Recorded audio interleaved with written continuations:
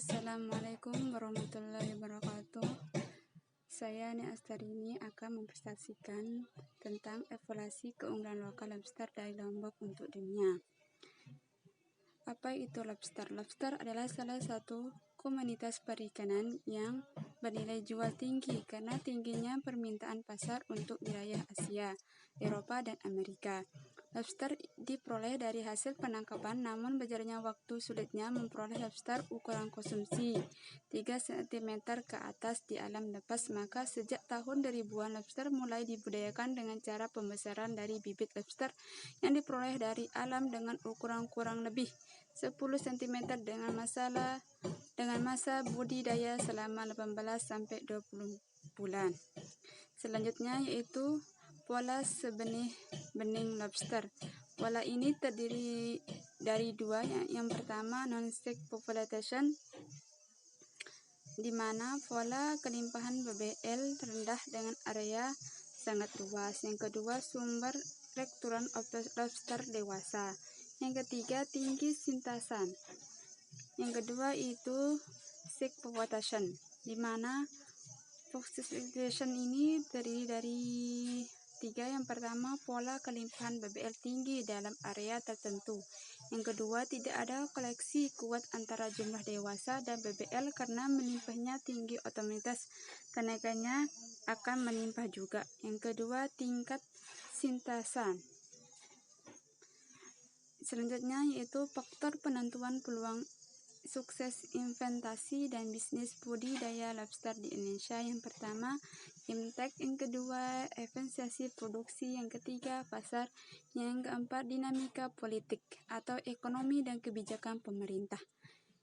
Selanjutnya yaitu peluang dan tantangan terdiri dari yaitu yang pertama era transisi, yang kedua kinerja usaha pembesaran rendah, yang ketiga masalah suplai, yang keempat lebih memilih menangkap BCL, yang kelima sumber budidaya masih rendah, yang keenam kalah efisien dengan produksi tetangga. Yang selanjutnya yaitu status budidaya lobster. Jika kita menarik garis ke belakang, kita sudah mendapatkan rekomendasi untuk praktek pembesaran. Pakan yang harus diinduksi atau diimprove juga nutrisi, terutama pakan pembesar itu yang perlu ditingkatkan, di mana terdiri dari 2. Yang pertama, keragaman budidaya lobster di Sumbawa dan Lombok Timur, Nusa Tenggara Barat setelah dilarang sekian tahun diinvestasikan kembali lebih dari 2000 budidaya dan petak karam yang tidak lebih dari 1800-an, artinya cukup sedikit jika dibandingkan dengan Vietnam. Vietnam jumlah keramba sampai 1.050.000 petak. Yang kedua, jumlah budidaya lobster yang telah ditetapkan atau perusahaan dan perorangan. Yang selanjutnya yaitu fakta di lapangan. Fakta di lapangan ini terdiri dari 4. Yang pertama, analisis bioekonomi. Yang kedua, aspek pasar. Yang ketiga, aspek sosial. Yang keempat, aspek teknis. Selanjutnya itu progres pakan buatan. Di wilayah NTB, lobster diberikan makanan yang kurang protein seperti ikan asin, keong sawah, dan ikan beruntal. Oleh karena itu, karena makanan yang dikonsumsi ala kadarnya, jaringan yang digunakan sebagai tempat hidup lobster ini jarang diganti, bertujuan agar lobster tersebut tidak stres.